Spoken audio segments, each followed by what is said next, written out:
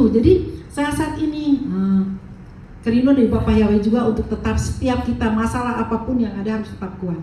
Karena kalau tidak, kalau pakai kedagingan, pakai emosi pasti kepancing, pasti nggak bisa terima, ataupun mungkin banyak hal sepertinya, kok Tuhan saya udah berdoa, saya udah doa, udah bawa puasa, udah setia, udah kurang gimana ya sampai bersyafaat sampai segala macam, kok rasanya kok belum dijawab. Nah, seringkali itu juga termasuk ke saya juga ya. Ada kerinduan, pergumulan untuk kembaran saya supaya juga Bapak Yahweh rawat, untuk saudara atau apa, macam-macam persoalan juga. Tetapi ya hanya kembalikan, karena Bapak Yahweh katakan kalau bukan aku yang menarik tidak ada satupun yang datang kepada Bapak Yahweh. Nah, bagi kita yang ada di tempat ini, karena Bapak Yahweh mengasihi kita semua, ada di tempat ini bukan satu kekuatan kita. Bapak Yahweh merindukan untuk setiap kita semakin kokoh, kuat, teguh di dalam Dia. Kenapa? Karena Bapak Yahweh akan membawa kita berputar. Amin. Bapak Yahweh akan membawa kita semua anaknya berputar, melihat di akhir putaran terakhir. Bapak Yahweh akan melihat apakah kau tetap teguh, apakah kau tetap siap menerima mahkota, apakah kau siap untuk menerima rapture, atau apa. Nah, itu semuanya. Jadi seperti Pak Duduk kemarin bilang, kalau umpamanya nggak teguh, umpamanya diperhadapkan dengan hal yang menakutkan, apakah bisa bertahan atau tidak? Nah, di sini udah jelas, berarti ditetapkan hati yang teguh dan kuat. Terutama serangan kita dari mana?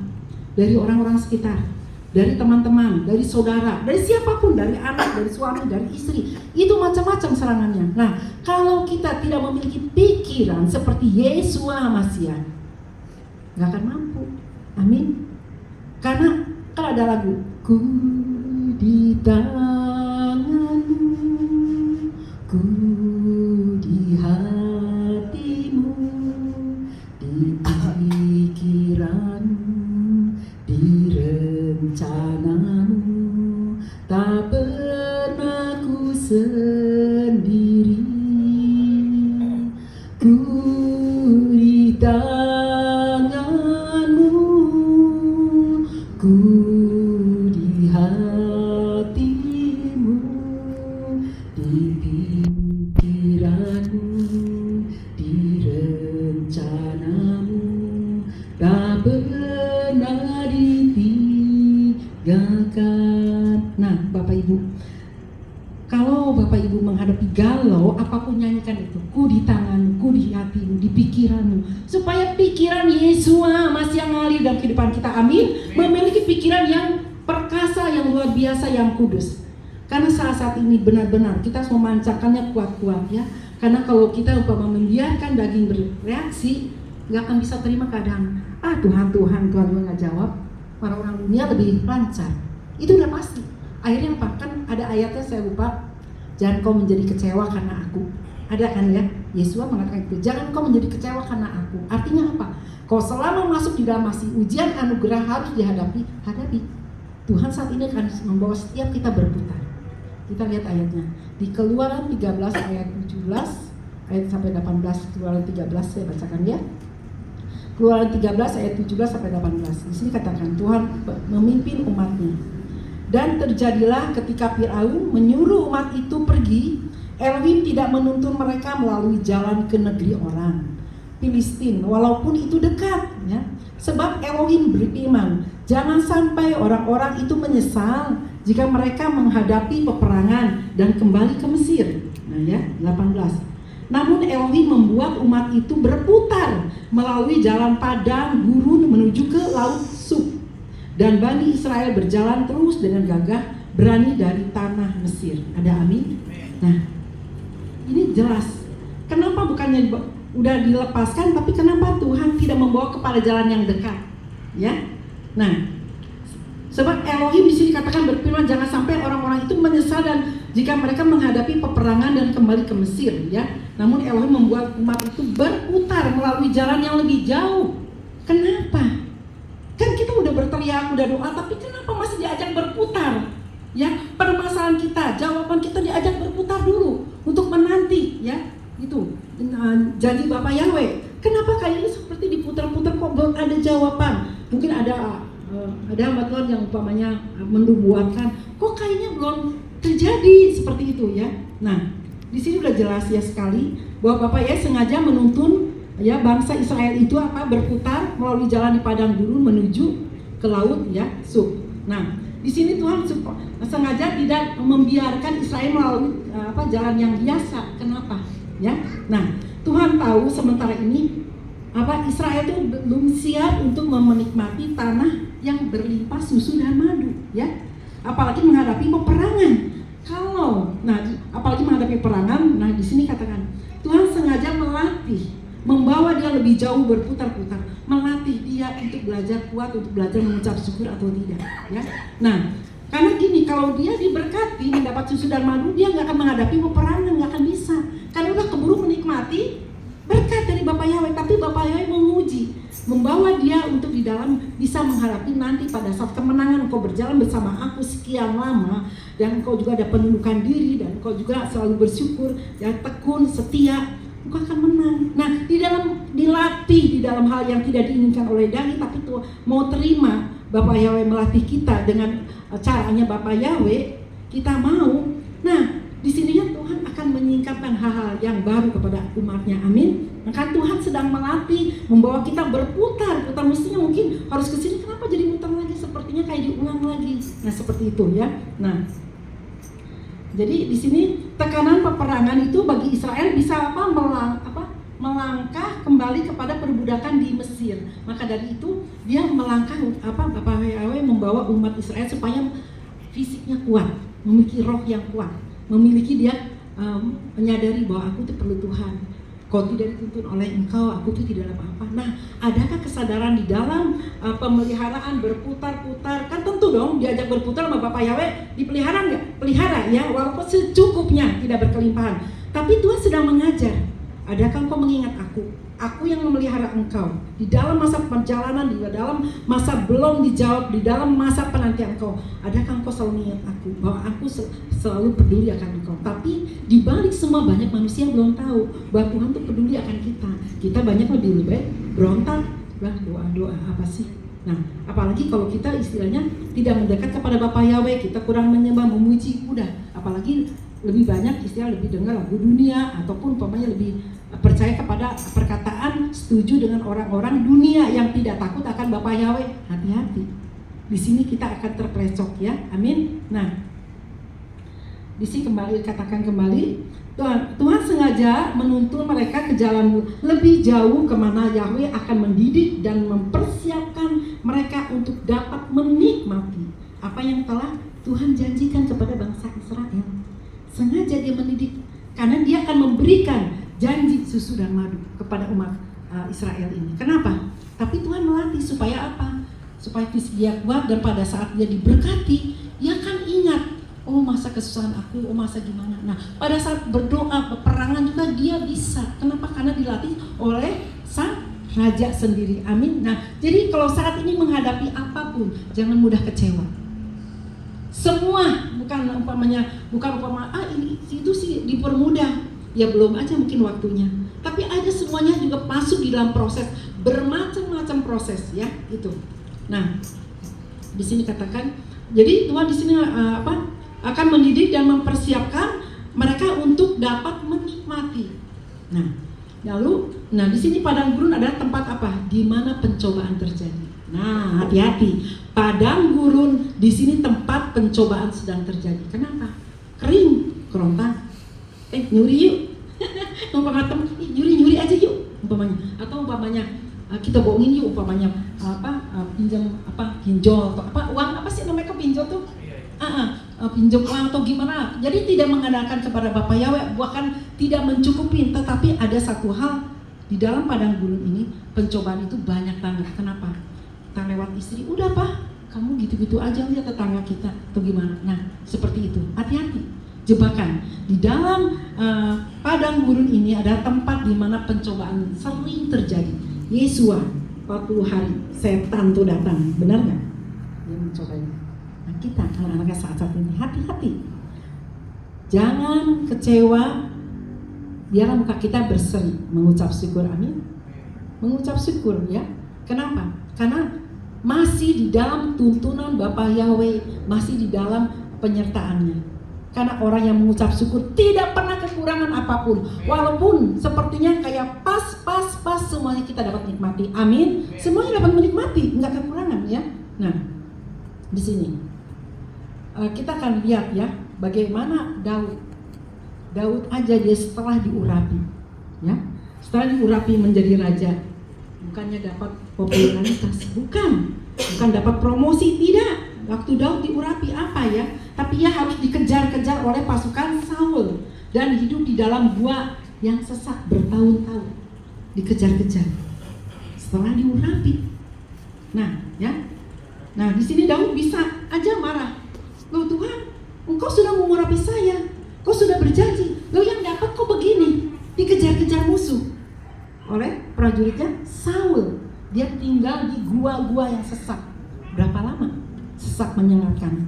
Nah, mungkin ya keadaan kita saat ini. Mungkin dikejar apa? Dikejar mungkin karena punya utang, belum bayar. Mungkin dicaci maki, ya terima aja. Amin. Bahkan mendoakan mereka yang pernah pinjamin uang supaya diberkati, dapat kemurahan. Terus ya jangan memaki lagi, mengucap syukur aja, ya. Karena kitanya memulai, jadi ada dampak, betul nggak ya? Nah, jadi usahakan untuk kita tetap di jalurnya Tuhan ya. Nah di sini Daud bisa aja marah ya, namun Daud tetap dia bertahan dan dia tetap percaya kepada Bapa Yahweh, ya. Walaupun dia nggak nyangka bahwa diurapi dia akan dipromosikan, akan mendapatkan gimana sanjungan yang didapat dikejar malah. Nah, kita juga sama. Pada saat kita meninggikan, memuliakan, jangan heran kok tiba-tiba aduh kenapa jadi begini, udah jangan ucap syukur. Yang pasti percaya roh Bapa Yahweh berserta kita luar biasa. Amin. Dahsyat dan luar biasa. Kumandangkan bahwa saya lebih dari pemenang. Bapak Ibu, kemarin saya kan bersaksi di ITS di rumahnya Pak Batiar ya. Saya berteriak kepada Bapak Yahweh karena saya nggak suka, karena saya ada satu perkataan saya teriak, tapi saya nggak bicara kayak Yahweh, saya teriak, Bapak Yahweh saya tidak terima, begitu. Bukan teriak sekencangnya. Kenapa? Ya istilahnya gimana ya? Karena saya merasa gini, saya tuh anakmu. Kok dia seenaknya bicara seperti itu? Saya anakmu Tuhan, kok saya berharga di matamu gitu. Nah, gitu. Kalau kita tidak melakukan hal yang aneh-aneh, kita berani nggak menghadapi hadiratnya? Berani nggak? Berani. Kecuali orang berkacau dosa, takut nggak? Takut. Boro-boro bisa teriak, nggak akan teriak. Nah, emang benar. Hati nurani akan menghakimi kamu salah, betul nggak? Tetapi kalau kita di dalam keadaan emang di dalam Bapa Yahweh, biarkanlah kita di dalam tuntunannya ya. Nah, di sini katakan juga waktu Daud percaya ya. Nah, waktunya tiba ya, Bapak Yahweh menggenapi janjinya dalam kehidupan Daud. Amin. Nah, Bapak Ibu ya, di sini juga kita akan belajar bagaimana Saul dia diangkat menjadi raja ya. Tapi Raja Saul tidak bisa melewati masa padang gurun, nggak bisa ya. Beda perbedaannya sama Daud ya. Raja Saul tidak bisa melewati masa padang gurun yang mendewasakan, karena itu yang tetap tidak hancur hatinya dan terancam. Saul lihat sukses, dia marah. Daud sukses, Saul marah. Nah, begitu Daud dipuji-puji, ya berlaksa-laksa, dia marah. Kenapa? Karena dia tidak teruji. Dia hidup selalu enak dan tidak bisa dibentuk. Dia punya karakter sendiri. Ada perbedaan kan? Makanya Bapak Yahweh membawa umat Israel pada keluar waktu dari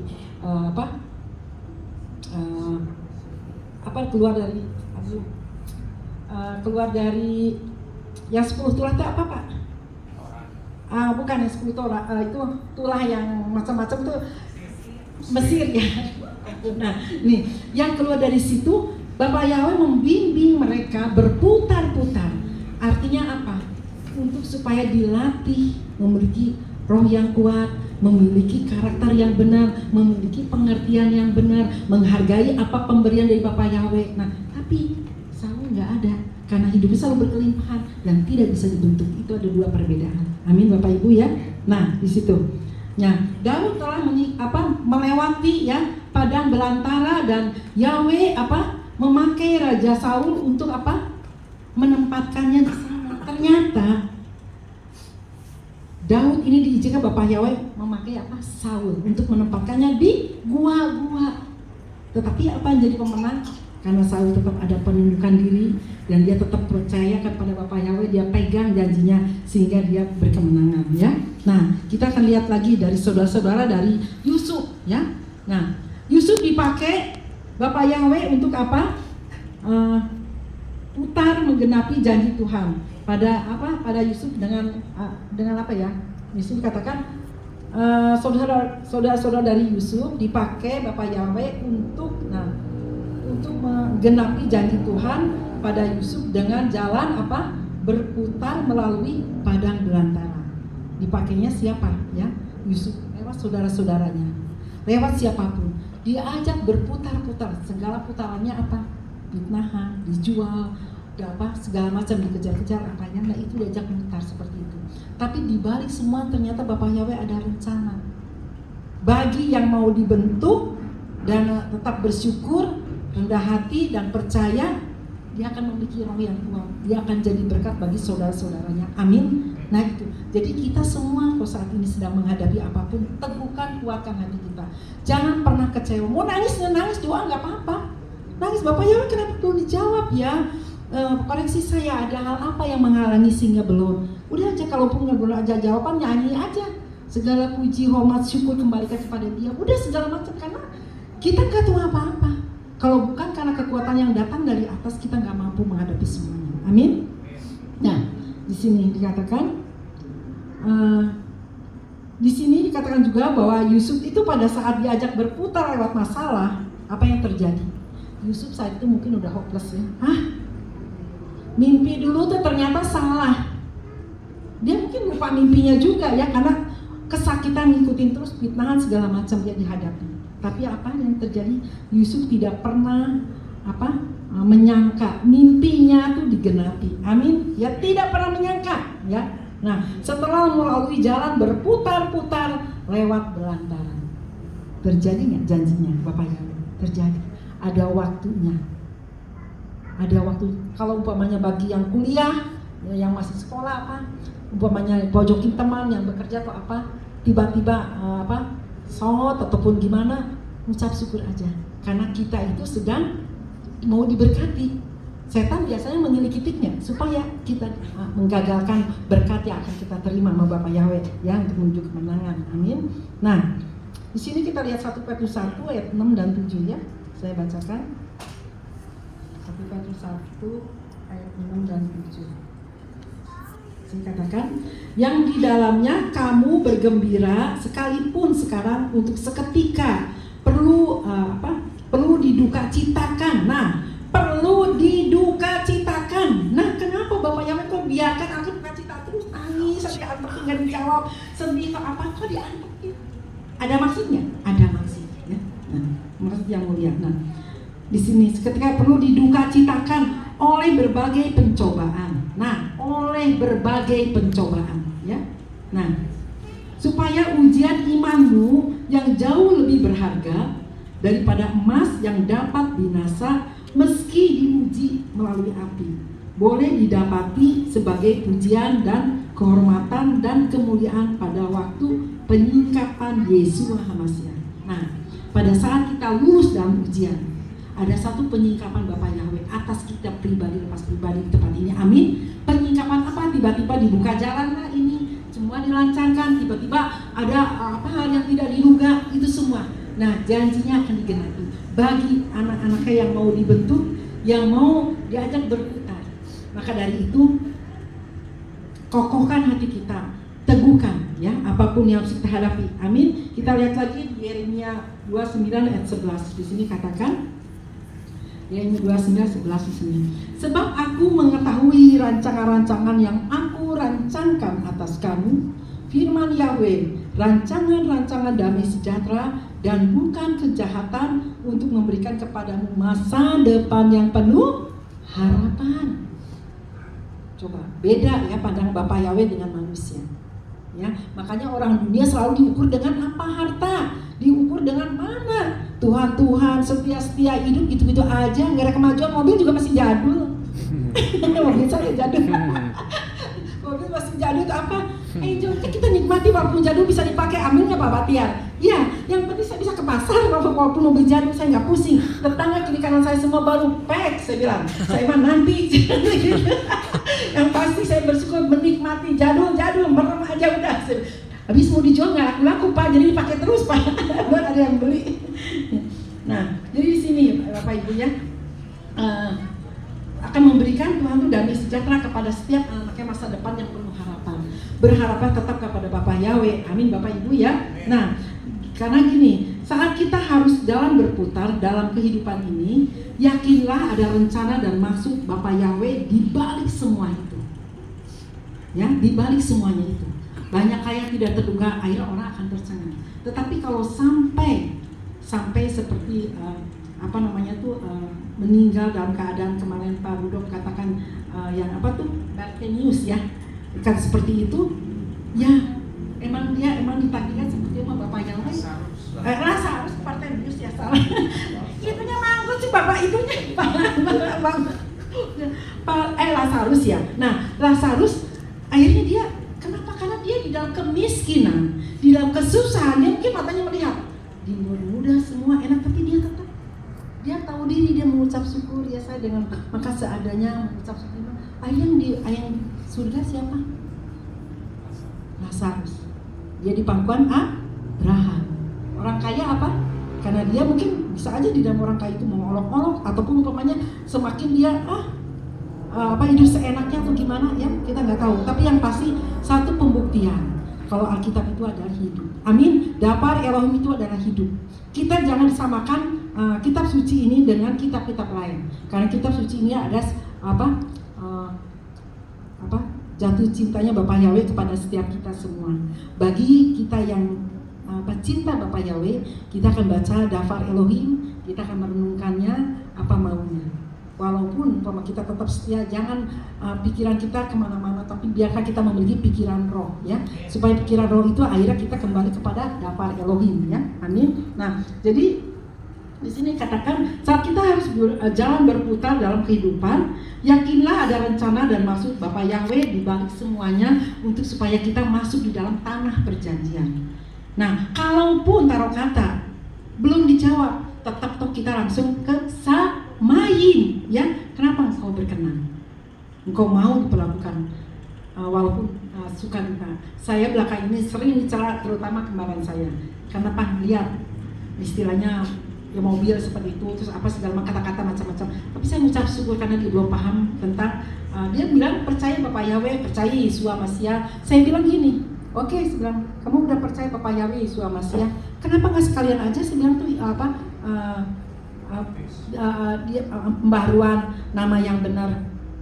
Itu sih nanti, katanya nanti kalau Tuhan bicara sendiri. Saya bukan masalahnya gitu, saya bilang kan tanggung, saya bilang itu tanggung. Ternyata dia juga Elia juga adik saya menghadapi kecewaan. Temannya yang selama ini dia sama satu pelayanan, ternyata di belakang musuh. Nah itulah saya bilang itu belum kenal Bapak Yahweh. Makanya kamu loncat ke Bapak Yahweh. Saya bilang baptis, saya bilang loncat. Jadi dia nggak akan seenaknya. Saya bilang tuh nggak akan seenaknya karena ada wibawa Bapak Yahweh dalam kehidupan setiap kita.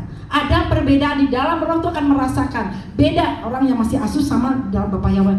Bapak Ibu bisa merasakan nggak? Saya merasakan. Kalau ketemu sama siapa, bukan berarti saya sombong, enggak. Tapi nyatanya emang begitu. Ada satu sukacita, mungkin dikatain yang gak enak, tapi ada sukacita. Kan apa? Aduh, Bapak Yahweh dia belum tahu. Ya kita paling mendoakan dan tidak kecewa.